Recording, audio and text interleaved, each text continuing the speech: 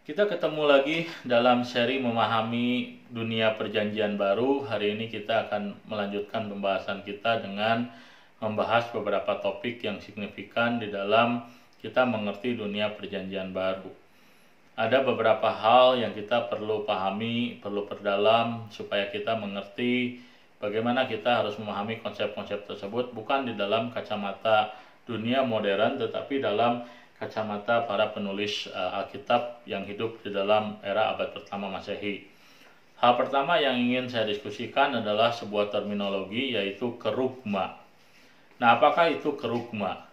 Kerugma adalah sebuah pengakuan iman, sebuah ikrar iman, sebuah pernyataan iman. Nah, itulah yang disebut sebagai kerugma. Nah, jadi di dalam perjanjian lama misalnya kita mengenal ada sebuah pernyataan iman, sebuah kerugma yang salah satunya berbunyi Allah itu adalah Esa. Nah, jadi di dalam Alkitab orang-orang Yahudi, orang-orang Israel mereka diajari untuk mereka belajar sebuah pengakuan iman yang paling mendasar di dalam kehidupan agamawi mereka bahwa Allah itu adalah Esa. Nah, itu adalah kerugma di dalam perjanjian lama. Dan di dalam perjanjian baru kita juga mengenal beberapa kerugma atau pengakuan iman yang disampaikan. Misalnya saja kalau kita membaca misal surat Roma, kita di sana akan menemukan sebuah kerugma, sebuah pengakuan iman yang mendasar dari orang-orang percaya. Apakah itu? Nah, di dalam surat Roma Rasul Paulus berkata, jikalau seseorang mengaku bahwa dalam hatinya bahwa Yesus adalah Tuhan. Nah, jadi pernyataan bahwa Yesus adalah Tuhan, nah itu adalah kerugma, pengakuan iman yang ada yang diikrarkan oleh orang-orang percaya dalam gereja mula-mula. Nah, jadi di dalam iman Kristen, kerugma pengakuan iman merupakan aspek yang penting. Kenapa? Karena kerugma atau pengakuan iman itu menjadi identitas daripada iman Kristen atau ajaran daripada iman Kristen. Dan di dalam sejarah gereja kemudian kita juga belajar bahwa kerugma, pengakuan-pengakuan iman ini kemudian dibicarakan, dirumuskan, gitu ya, disampaikan dan kita mendengar misalnya saja di dalam gereja mula-mula ataupun di dalam kekristenan mula-mula kita mendengar mengenai misalnya saja rumusan-rumusan pengakuan iman. Misalnya saja pengakuan iman Nisea yang merumuskan mengenai natur daripada Tuhan Yesus. Apakah dia Allah sepenuhnya, apakah dia manusia sepenuhnya, bagaimana memahami hubungan antara kealahan dan kemanusiaan Yesus. Nah, itu adalah sebuah kerugma. Dan terminologi kedua yang saya ingin kita diskusikan adalah terminologi milenium. Nah, milenium adalah terminologi yang digunakan untuk membicarakan mengenai kerajaan 1000 tahun. Nah, di dalam dunia teologi ada berbagai perbedaan pandangan mengenai apa yang disebut sebagai pemahaman kerajaan 1000 tahun atau disebut sebagai milenium. Nah, sebagian orang percaya dengan apa yang disebut sebagai pre-millennium.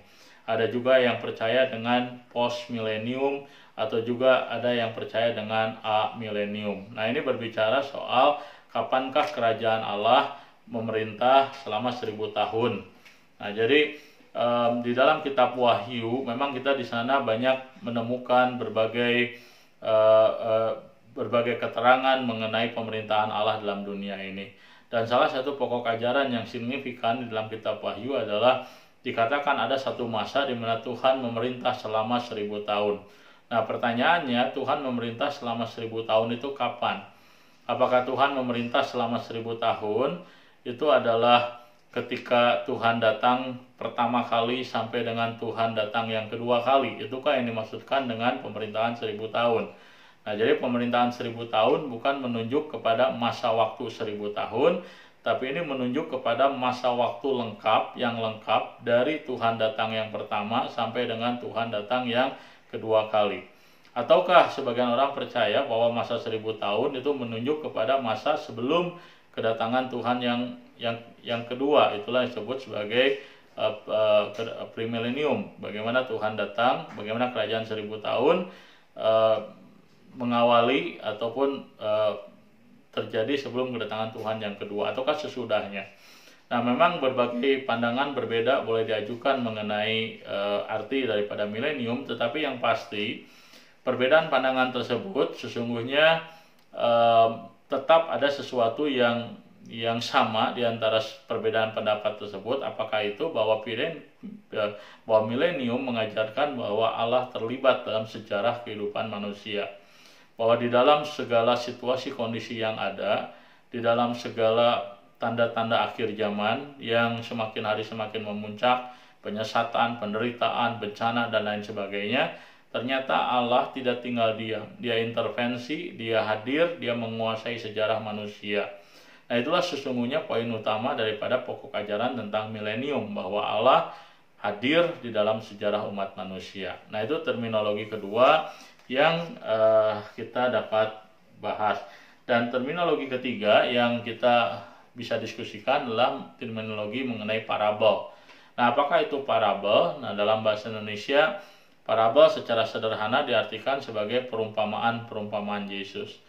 Nah, yang menjadi masalah ketika orang membaca parabel adalah orang seringkali menyamaratakan bahwa parabel hanya ada satu, yaitu perumpamaan dan satu jenis. Padahal, jikalau kita membaca berbagai jenis perumpamaan yang Tuhan Yesus ceritakan, kita menemukan bahwa parabel itu, perumpamaan, itu memiliki berbagai karakter tipe yang berbeda. Ada parabel yang disebut sebagai similitude. Nah, namanya similitude karena parabel ini menegaskan mengenai sebuah kemiripan. Apa yang diceritakan itu menekankan sebuah kemiripan. Artinya siapapun orangnya, dimanapun mereka berada, mereka akan melakukan hal yang sama. Misalnya saja perumpamaan mengenai domba yang hilang. Nah, domba adalah binatang yang sangat dihargai ataupun yang bernilai dalam kehidupan orang-orang Yahudi, sehingga kalau ada seorang gembala atau seorang yang berternak, walaupun dia memiliki 99 domba, dia punya 100 domba, 99 masih ada, tapi satu hilang, tapi pasti semua gembala akan mencari yang hilang itu. Kenapa? Karena yang hilang itu, domba yang satu itu berharga, dia bernilai. Nah, jadi parabel ataupun perumpamaan yang menekankan kemiripan, bahwa semua orang pasti akan melakukan hal yang sama, itu namanya adalah similitude. Nah, ini adalah salah satu jenis parabel ataupun jenis perumpamaan yang Tuhan Yesus ajarkan. Nah, masih ada lagi nama perumpamaan jenis perumpamaan yang lain. Misalnya saja kita menyebutnya alegoris. Nah, alegoris adalah sebuah perumpamaan yang menekankan perlambang ataupun menekankan arti yang lebih dalam dari apa yang digambarkan. Misalnya saja Tuhan Yesus pernah menceritakan mengenai perumpamaan benih yang ditabur. Nah, ini adalah sebuah alegoris. Kenapa? Karena setiap komponen cerita memiliki arti makna yang lebih dalam. Tuhan Yesus sendiri mengajarkan bahwa benih itu adalah firman Tuhan, tanah berbatu-batu itu adalah orang yang mendengarkan firman Tuhan, tetapi dia tidak memiliki dasar, firman itu mati. Lalu tanah yang firman itu tidak bertahan oleh karena dimakan oleh burung-burung, makan oleh pencobaan, dihimpit oleh dunia, dan seterusnya. Nah, jadi ciri daripada sebuah alegori adalah bahwa dalam sebuah perumpamaan setiap komponen di dalamnya itu ada arti dan makna yang dijelaskan oleh Alkitab sendiri. Nah, satu hal yang kita harus hati-hati adalah tidak semua hal di dalam Alkitab bisa dialegorikan. Jadi hanya hal-hal yang artinya dijelaskan oleh Alkitab bisa dialegorikan. Selebihnya hal tersebut yang tidak ada penjelasan dan artinya, maka itu pasti bukan alegori. Nah, itulah salah satu prinsip di dalam menafsir, membaca perumpamaan yang merupakan sebuah alegori. Kiranya pelajaran hari ini menjadi berkat bagi pendengar sekalian.